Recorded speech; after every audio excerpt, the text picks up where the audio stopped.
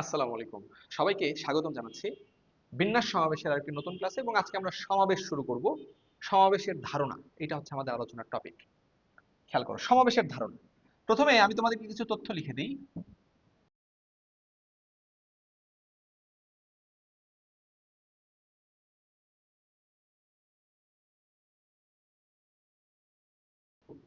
খেয়াল করো কি বলছি।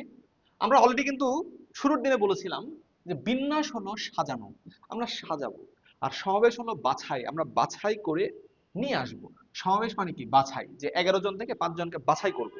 তাহলে এখন তোমরা বলো, যখন বাছাই করব তখন কাকে আগে ডাকলাম কাকে পরে ডাকলাম সেটা কিন্তু বিষয় না। আমি তাদেরকে ডাকলাম কিনা এটাই বিষয়। ধরো একটা ক্রিকেট দল গঠন করছে, আমি সাকিবকে তামিমকে ডাকলাম কিনা এটা বিষয়। কাকে, সাকিবকে আগে ডাকলাম নাকি তামিমকে আগে ডাকলাম এটা কিন্তু কোনো বিষয় নয়, তাদেরকে ডাকলাম কিনা এটা হচ্ছে বিষয়। তাহলে সমাবেশ, যেহেতু সমাবেশ মানে বাছাই, তাই কে আগে আসলো বা কে পরে আসলো সেটা কোনো বিষয় না। সুতরাং আমরা বলতে পারি সমাবেশে সমাবেশে ক্রম গুরুত্বপূর্ণ নয়। সমাবেশে ক্রম গুরুত্বপূর্ণ নয়, কিন্তু বিন্যাসের ক্ষেত্রে কিন্তু ক্রম গুরুত্বপূর্ণ। কেননা আগে সাকিব পরে তামিম এটা একটা সাজানো ব্যবস্থা, আগে তামিম পরে সাকিব এটা আরেকটা সাজানো ব্যবস্থা। তাহলে বিন্যাসের ক্ষেত্রে কিন্তু ক্রমটা গুরুত্বপূর্ণ। চলো আমি একটু এই সাজালে তোমরা জিনিসটা বুঝতে পারবা। ধরো আমার হাতে এরকম দেওয়া আছে এ বি সি ডি, চারটা জিনিস, চারটা। এখন এই চারটা থেকে আমরা তিনটা নিয়ে সাজাবো।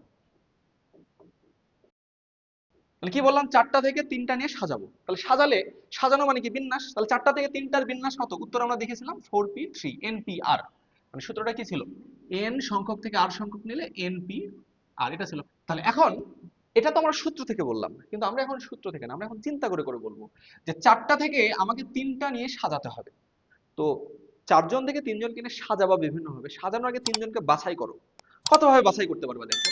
এই যে এ বি সি ডি, চারটা জিনিস থেকে তুমি তিনটা বাছাই করো। কতভাবে বাছাই করতে পারো? তুমি চাইলে এখান থেকে এ বি সি নিতে পারো, তুমি চাইলে এখান থেকে এ সি ডি নিতে পারো, তুমি চাইলে এ বি ডি এটাকেও নিতে পারো, আবার চাইলে বি সি ডি এটাকেও নিতে পারো। দেখো তুমি চার ভাবে এখান থেকে কি করতে পারো? বাছাই করতে পারো। এই বাছাইটাই হলো কি? সমাবেশ। তাহলে এখন এই চারটা থেকে তিনটা বাছাই করা যাচ্ছে, সমাবেশ করা যাচ্ছে কত ভাবে? চার ভাবে।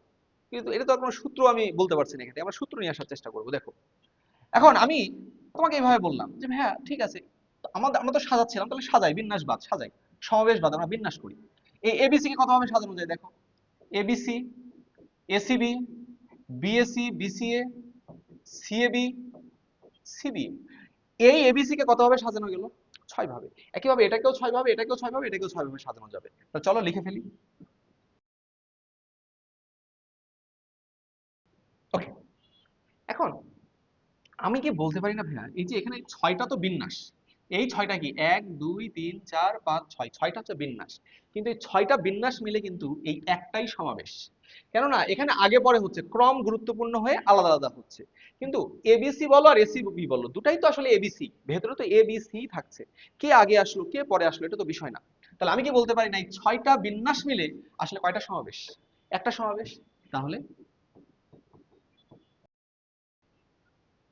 কি বললাম দেখো, ছয়টা বিন্যাস মিলে কয়টা সমাবেশ?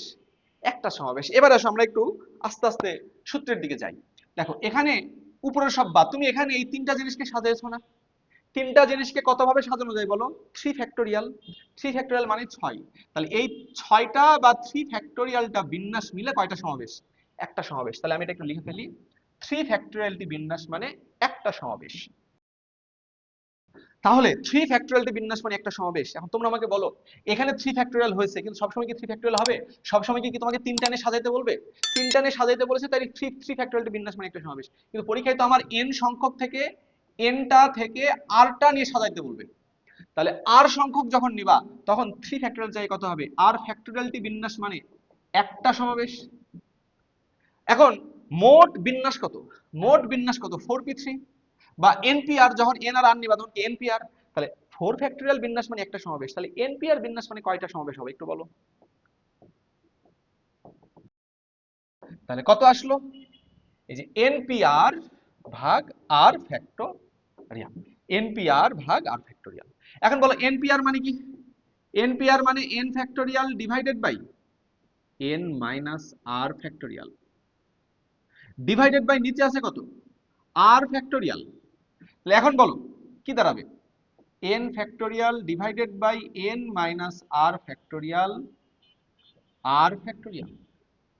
এটাই অ্যান্সার। আর এটাকেই বলা হয় NCR। খেয়াল করো। তাহলে এখন আমি যদি বলি সমাবেশ কয়টা, n সংখ্যক থেকে r সংখ্যক নিয়ে বিন্যাস NPR, কিন্তু সেই NPR সংখ্যক বিন্যাস মানে কতগুলো সমাবেশ NCR। তাহলে আমি এখন বলতে পারি n সংখ্যক ভিন্ন ভিন্ন জিনিস থেকে r সংখ্যক নিয়ে সমাবেশ কত NCR। তাহলে আমি একটু লিখে দিই,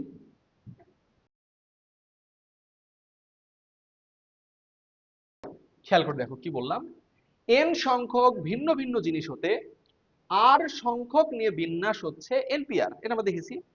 আর n সংখ্যক ভিন্ন ভিন্ন জিনিস হতে r সংখ্যক নিয়ে সমাবেশ হবে NCR।